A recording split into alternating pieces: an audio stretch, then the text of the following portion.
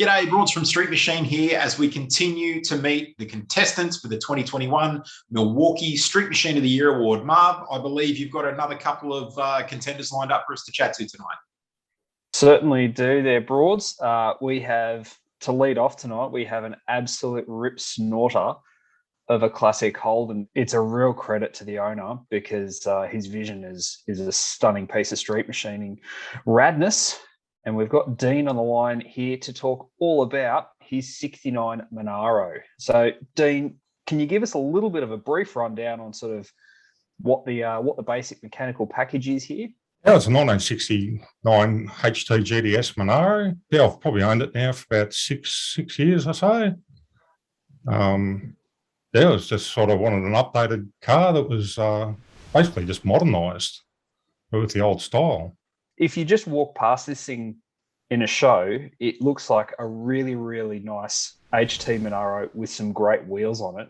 But when you actually dig into things like the trim is like it brings a lot of modern elements and materials. Was it really important for you to get something that you could just, when it's delivered to you, you'll be able to jump in it and drive it? Yeah, well, that was the whole idea. Was I wanted to be reliable and something I could just jump in and go down the street to get milk if I had to, without being too far over the top. This is one of two cars that was built up at Downtown Customs in Taree. Did you work really closely with Graham and the guys up there to sort of what was to be left alone in 1960s style and what was to be modernised? Yeah, well, I'd sort of told Graham that I wanted to keep the original sort of flavour of the HT Monaro without changing it too much. Just things like the dash cluster. That's very similar to a standard one. But with just extra dashes and minus a few buttons here and there. So just all those little things like that. And basically the whole design of the interior, it's kept Monaro, but just changed a little.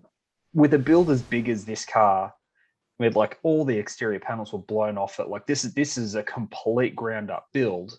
You're a couple of thousand Ks away. We like a cat on a hot tin roof waiting for this thing. Were you jumping up and down quite a bit? Yeah, it was every couple of months. Me and my father, we drove up there to just find out what was going on and make some decisions and everything. But sort of on a weekly basis, talking to Graham all the time, and he was forever sending me photos of everything that's been done to the car. I'm pretty sure he done a weld and took a photo and sent it to me. And I was never out of the loop, really. It's got an LS3 up front, but what's the rest of the drivetrain sort of like look like? Yeah, so I want to have a little bit of fun with this car rather than just jumping in a auto. I've had most of my other cars are all autos and everything, so I thought I'd make this one a manual. So when we go out for a drive, it can be a little bit more fun. We've actually had it up at the racetrack up at Goulburn for the engineer to do all his tests on it. And it was beautiful to drive around the track, real comfortable, and had plenty of go to it. It's only a stock motor, but I was very impressed with how it went and stopped and handled. It's got the big bare brakes. It's got all of Downtown. So their specialty is designing amazing suspension upgrades for old cars, and this thing's got the works, doesn't it? Well, I was thinking about going for air suspension and everything, but I just wanted to keep it reasonably simple and maintenance free. Yeah, Graham, he went and computer modelled the whole chassis, the whole suspension and everything. It's all been custom made just for my car. I saw the video of it up at Pheasant's Nest racetrack, and so with that downtown independent front end and falling rear, she seems pretty planted. Are you really keen to get out and attack some of those famous driving roads down around Victoria? Yeah, well, as soon as we can get the car home, because of this virus, it's still stuck up in Sydney at the moment. We can't get it across the border. But as soon as it gets home, I'll be driving the wheels off it. So all over Melbourne in it. I've got a car stuck down in Victoria that I need brought back to Sydney, so maybe we can go halves in it so he can bring yours down and mine back. Yeah, I know, Blake. He'll be going back up to Sydney empty. Perfect. Let's talk. Did you get any hate mail after the story came out from the purists sort of saying, what did you do to a GDS Monaro? How could you not put it back to absolutely museum spec? No, the funny thing is I haven't heard any of the purists at all. I've only really heard good things about the Monaro, which I'm happy with. Dean, congratulations on the car, mate. It's an absolute stunner. Marv and myself have both seen it in the flesh during a shop visit up at Downtown Customs, and it's an absolute credit to you and Graham and the guys up there. Mate, how'd you feel when you found out that you'd received a nomination for Milwaukee Street Machine of the Year? Yeah, I was pretty stunned. I knew the car was good. But to be nominated for Smoddy, that was just, that blew me away, really. Fantastic, mate. And have you had a chance to suss out much of your competition? I'm sure you're no doubt familiar with the other Monaro out of DTK that's also in the running. Oh, yeah, I've been following all the other cars. I've read all the articles and everything. There's some stunning cars in there.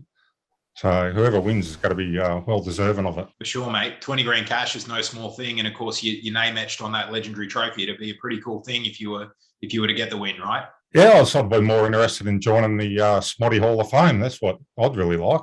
Money comes and goes, but being in the Hall of Fame, that'd be something else. Hey, thank you so much for your time this afternoon, and congratulations on not only the nomination, but the car in general. It really is a piece of art, mate. It's gorgeous. All right, thanks a lot for that, guys. Now, Marv, I believe you've got another Smoddy contender on the line for us to have a chin wag with.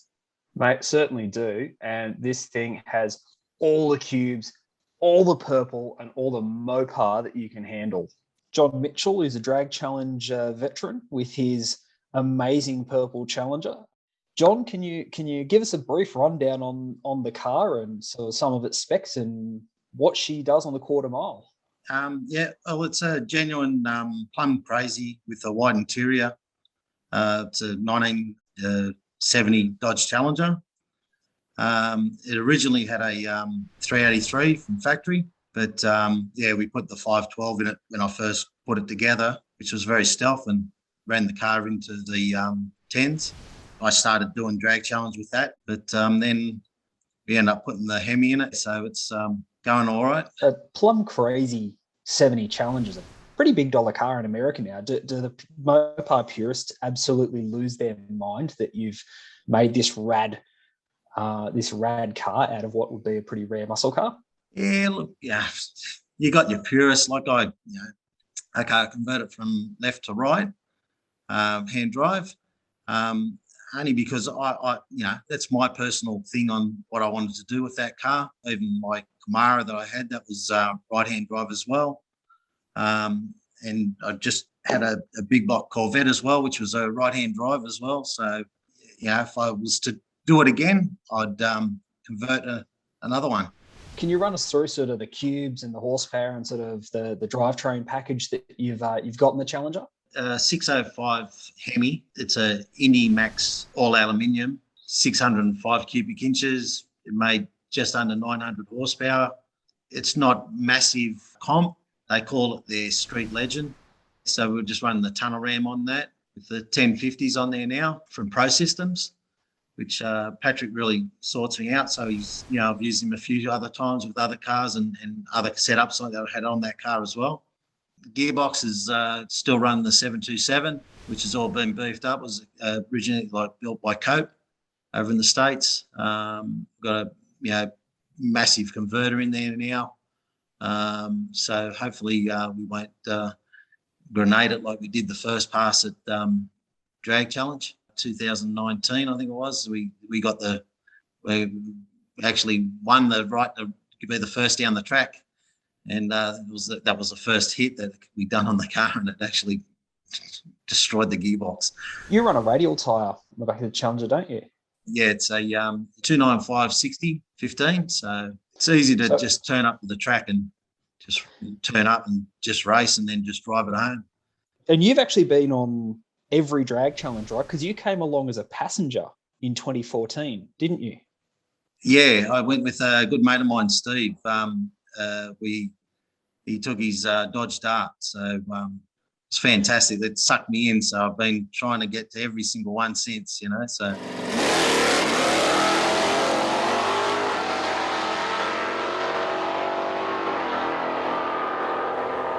What's she actually done on the quarter mile so far? What's the PB? It's done a 10.2 at 137 mile an hour.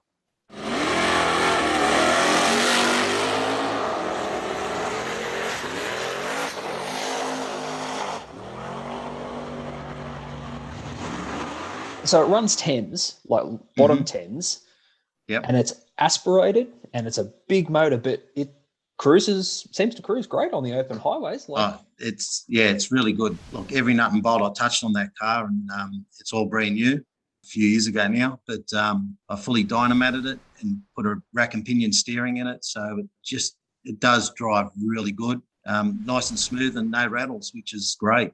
So I have people get in it and they say, "Oh my God, I can't believe how comfortable it is and how good it drives." So yeah.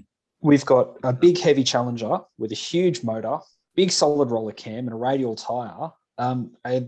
Do you spend every second minute of your time on Drag Challenge under the bonnet of this thing, like checking it's staying alive? No, not really. We end up just having the boot full of all our gear, turn up the track, just unload everything out, virtually just let the tyre pressures down, and I've got exhaust cutouts on there, which I just press a button and they open up, and put a suit on and helmet and go for it. And that's about it. After we've had about 3 passes, we'll end up close the exhaust, fill the car back up and go to the next track.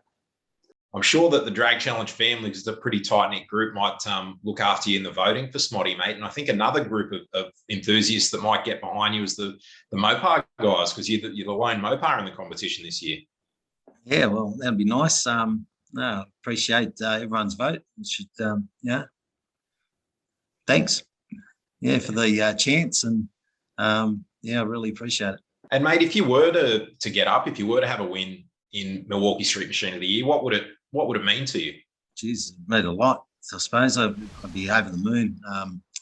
It'd be awesome. I've always been in the cars all my life, and I love them.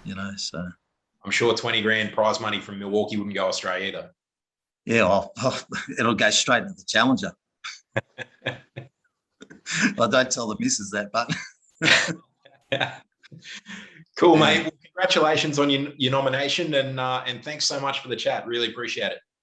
All right, thanks for the opportunity. Thank you, guys. So if either of the cars that we've seen tonight appeal to you, or to check out the remaining 14 finalists, head to smotty.com.au. That's SMOTY.com.au to check the finalists out and to lodge your vote. Thanks very much for joining us.